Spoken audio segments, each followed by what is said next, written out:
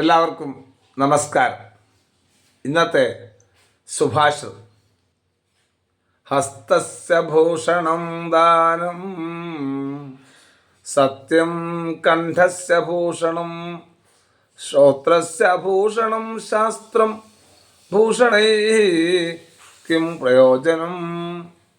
കൈകൾക്ക് അലങ്കാരം ദാനം, കഴുത്തിന് അലങ്കാരം സത്യം, കാതുകൾക്ക് അലങ്കാരം ശാസ്ത്രം.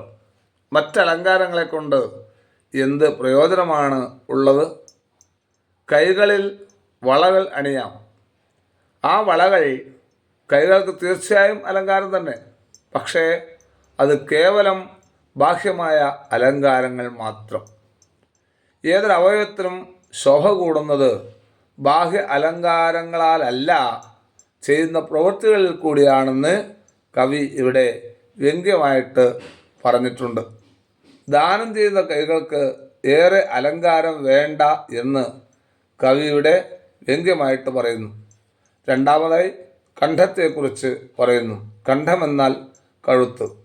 മുത്തുമാല ചാർത്തിയ കഴുത്തിനേക്കാൾ ശോഭിക്കുന്നത് സത്യം മാത്രം പറയുന്ന കഴുത്തായിരിക്കും.